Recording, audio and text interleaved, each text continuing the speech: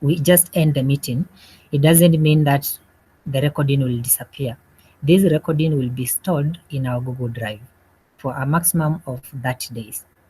So it means you can be viewing this recording from the first day up to 30 days. So after the 30 days, then this particular recording will have to be discarded by Google. So if you want to have it for a longer time, then you can decide to download and then save it somewhere in an external drive or wherever thing you want to save it in. It's always good for reference. Like for example, if it's a class I'm having with the students and I feel it's always good for them, you see some may not be taking notes and I want them to be like having this meeting, maybe trying to view and see what you are discussing, then they can ask me to record. Then after recording, then I can share it to them, or they can even reach to it through the drive.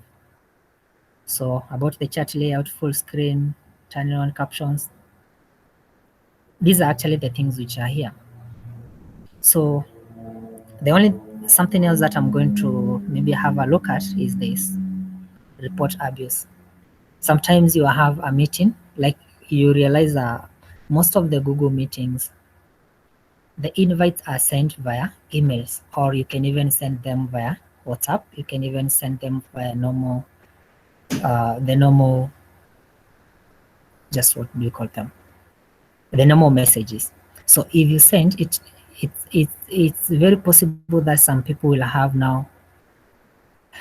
Okay, so I just seen something over there.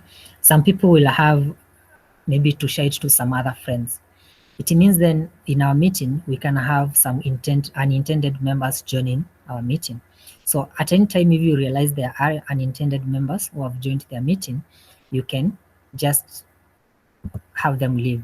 So if I click here, you will see the members who are present, and you can see, you can actually verify whether these are the members you wanted in your meeting. Some meetings, are sensitive, some others are not sensitive, depending on the number of people you want. Like for example, in our case, if you want to have a class, you can invite your members, and then because students are always students, they can even share them to their external members, and then these external members might be willing to join. So the Google thing will have to save them. Like you realize when they want to join, it will actually notify you that someone wants to join, but then the email address they are using is not an email which is bearing the domain of Kissim. So they will either ask you to reject, or that is to deny them, or to just admit them. That's why some time back I said I was trying to admit someone, because there are two people who have tried to join using their normal Google accounts. So those people now, Google has to notify me as the moderator that this particular person wants to join, but it realizes that the domain they're using is not in the domain of Kissim. So they will either ask you to admit them